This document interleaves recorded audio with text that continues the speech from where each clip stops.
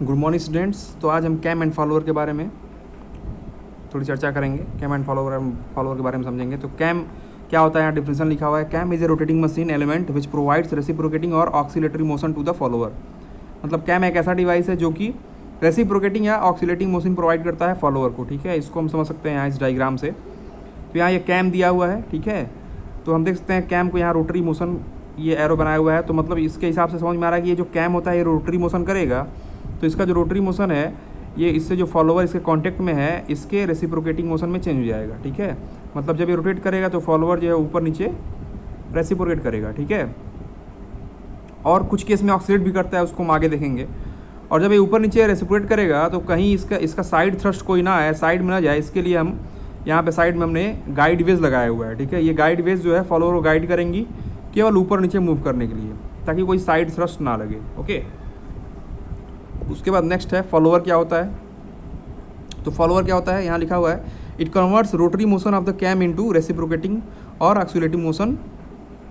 ठीक है, तो ये तो हमने समझ चुके हैं कि फॉलोअर क्या कर रहा है, एक तरह से कि कैम का जो रोटरी मोशन है उसको रेसिप्रोकेटिंग या ऑक्सीलेटिंग मोशन में चेंज कर रहा है। ठीक है, तो ये हो गया कैम एंड फॉलोअर। ठीक है, नेक्स्ट हम देखेंगे क्लासिफिकेशन ऑफ फॉलोअर।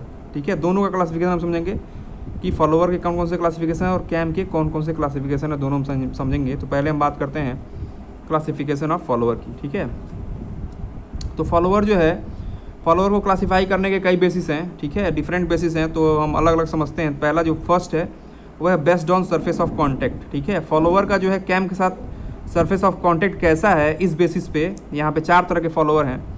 ठीक है, तो पहला है नाइफ एज फॉलोअर। ठीक है, नाइफ एज फॉलोअर नाम से ही क्लियर है कि यहाँ जो कॉन्टैक्ट रहेगा वो नाइफ एज, ठीक है, एक नाइफ एज की तरह कॉन्टैक्ट रहेगा। ठीक है, बहुत नुकीला यहाँ कॉन्टैक्ट है यहाँ कैम के साथ। ठीक है, यहाँ डायग्राम आपको दिख भी रहा होगा। ठीक है, तो इसका जो एज है बहुत यहाँ पे शार्प है, तो इसको हम बोलते हैं नाइफ एज फॉलोअर। ठीक है, तो इसके क्या क्या फ़ायदे हैं, तो यहाँ पॉइंट वाइज लिखा हुआ है। पहला पॉइंट है नाइफ एज है शार्प एरिया ऑफ कॉन्टैक्ट। ठीक है, ये मैंने बता ही दिया है। बी पॉइंट क्या है, it is the simplest follower in construction, ये सबसे सिंपल फॉलोअर है कंस्ट्रक्शन में। ठीक है, सी क्या है, it is use only for slow application, इसको हम केवल स्लो एप्लीकेशन के लिए यूज कर सकते हैं, क्योंकि ये शार्प पेज है।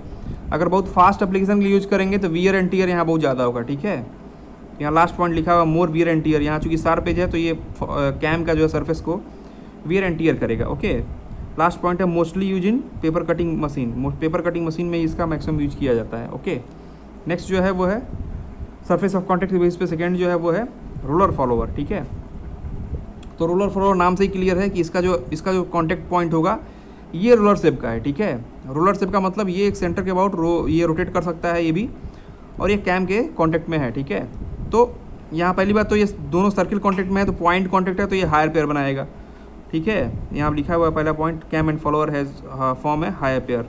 ठीक है, नेक्स्ट पॉइंट क्या है, लेस वियर एंड टियर। अब comparison to knife edge follower यहाँ वियर एंड टियर कम होगा, क्योंकि ये सर्कुलर शेप है, स्मूथ सरफेस है, तो यहाँ जो है वियर एंड टियर नहीं होगा। ओके, रोलर फॉलोअर आज यूज्ड इन प्रिसीजन एप्लीकेशन, तो इसको हम प्रिसीजन एप्लीकेशन में यूज कर सकते हैं और हाई स्पीड के लिए भी यूज़ कर सकते हैं। ठीक है, यहाँ कोई शार्प पेज नहीं है तो हमको कोई दिक्कत नहीं है, तो इसको हाई स्पीड एप्लीकेशन के लिए भी हम यूज़ कर सकते हैं। नेक्स्ट क्या है,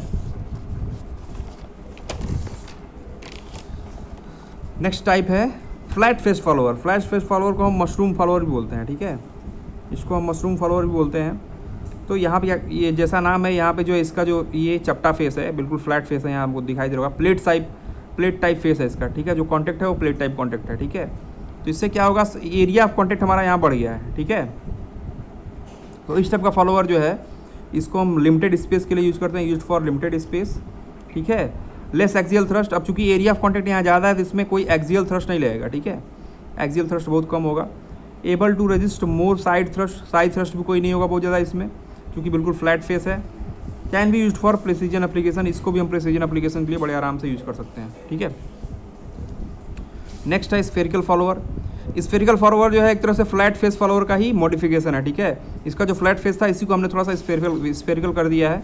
यहाँ डायग्राम देखिए आपको समझ में आ रहा होगा, ये थोड़ा सा स्फेरिकल शेप हो गया है। ठीक है, तो इससे क्या होगा कि ये सरफेस ऑफ कॉन्टैक्ट थोड़ा और स्मूथ हो गया है। ठीक है, तो एक तरह से ये इसी का मॉडिफिकेशन है और कुछ नहीं है, थोड़ा सा सरफेस कॉन्टैक्ट और स्मूथ हो गया तो ऑपरेशन और प्रिसाइज होगा। ओके, तो ये हो गया पहला जो है based on surface of contact. Second point जो है वो क्या है, based on motion of the follower. अब फॉलोअर की मोशन के हिसाब से ठीक है। फॉलोअर की मोशन के हिसाब से कितने टाइप के फॉलोअर हो सकते हैं, तो इसमें 2 टाइप के हैं अगेन। पहला जो है रेसिप्रोकेटिंग फॉलोअर, दूसरा जो है ऑक्सीलेटिंग फॉलोअर। ये जो बात अभी हमने किया था एक्सीलरेटिंग फॉलोअर क्या होता है, अब यहाँ पे आ गया है ये।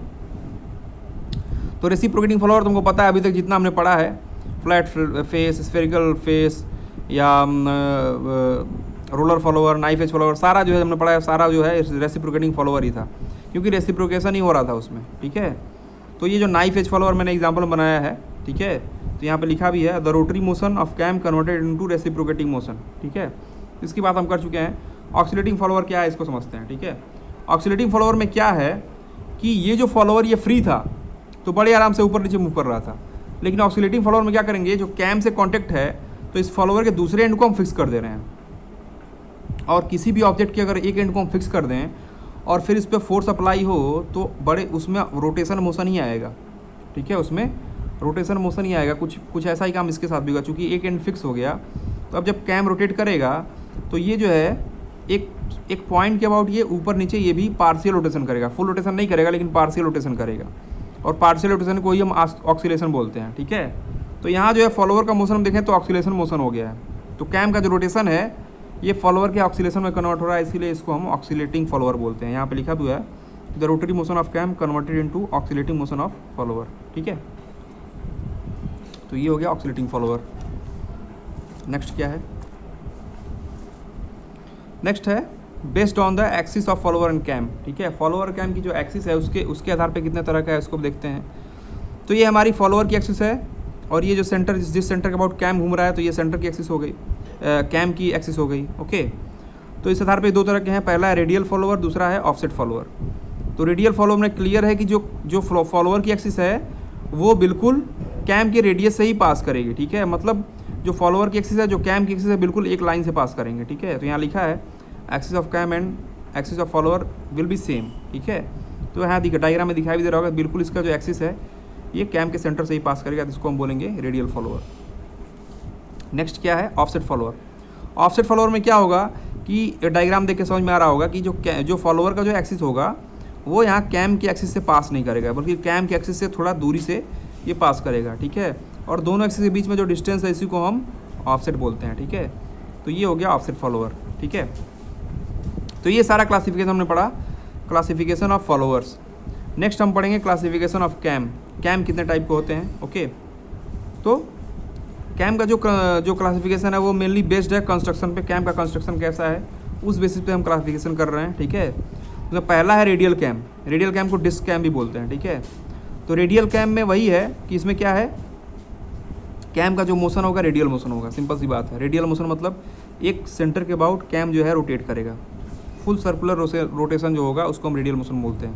तो अभी तक हमने जितना पढ़ा है पीछे कैम एंड फॉलोअर, उसमें सारा कैम जो है वो रेडियल टाइप ही था। ठीक है, इसको डिस्क कैम भी बोलते हैं। तो यहाँ लिखा हुआ है there will be radial motion of cam about a centre. तो यहाँ ये डायग्राम हम नाइफ एज का हमने सिंपल डायग्राम एग्जाम्पल भी बना दिया है यहाँ पे। ठीक है, इसको देख के आपको समझ में आ रहा होगा। सेकेंड है सिलिंड्रिकल कैम। सिलिंड्रिकल कैम में क्या होता है कि जो कैम की प्रोफाइल होती है उसको हम एक सिलेंडर के अंदर कट करते हैं। ठीक है, एक सिलेंडर लेते हैं। ठीक है, और सिलेंडर के अंदर जो है यहाँ दिख रहा होगा, ये इतना पोर्शन हमने कट किया है, जो यही कैम प्रोफाइल है, और इस कटेड पोर्शन के अंदर हम जो है यहाँ पे अपना ये फॉलोअर को इंसर्ट कर देते हैं। अब यहाँ जब सिलेंडर रोटेट करेगा तो ये जो कटेड पोर्शन है इसके प्रोफाइल के हिसाब से ये जो फॉलोअर है ये आगे पीछे मूव करेगा, हॉरिजॉन्टल मोशन करेगा। ठीक है, तो इस तरह का जो फॉलोअर होता है इसको कैम जो होता है इसको हम बोलते हैं सिलिंड्रिकल कैम। यहाँ लिखा हुआ है in this type the profile of the cam is cut inside a cylinder and the follower which is in contact with the profile moves horizontally. ठीक है, तो ये डायग्राम देख के आपको समझ में आ रहा होगा। ठीक है, ये है cylindrical cam. Okay, now next है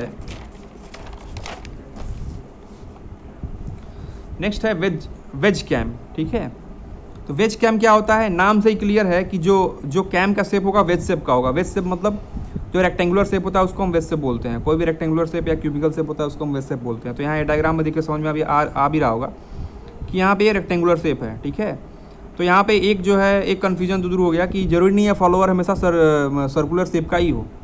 ठीक है, फॉलोअर जो है रेक्टेंगुलर शेप का भी हो सकता है। ठीक है, तो अब ये जो रेक्टेंगुलर शेप का है इसकी हाइट देखिए इंक्रीज़ हो रही है। ठीक है, हाइट इंक्रीज़ हो रही है, जब ये आगे बढ़ेगा तो इसको ऊपर उठाएगा। ठीक है, मतलब कि यहाँ कैम क्या है, कैम जो है, कैम का जो है हॉरिजॉन्टल मोशन हो रहा है, तो फॉलोअर का जो है वर्टिकल मोशन हो रहा है। यहाँ पे दोनों का लीनियर मोशन हो रहा है, कैम का भी लीनियर मोशन हो रहा है, फॉलोअर का भी लीनियर मोशन हो रहा है। तो यहाँ कैम का जब लीनियर मोशन होगा आगे पीछे, तो फॉलोअर का जो है हॉरिजॉन्टल मोशन होगा ऊपर नीचे की तरफ, ठीक है। तो इसको हम बोलेंगे वेज कैम। यहाँ पे लिखा हुआ है in this wedge shape cam is used of increasing height, in this cam will move in horizontal direction and follower will move in vertical direction. तो ये हो गया वेज शेप कैम, ठीक है। तो ये इतना हमने समझ लिया classification of cam and follower. Thank you.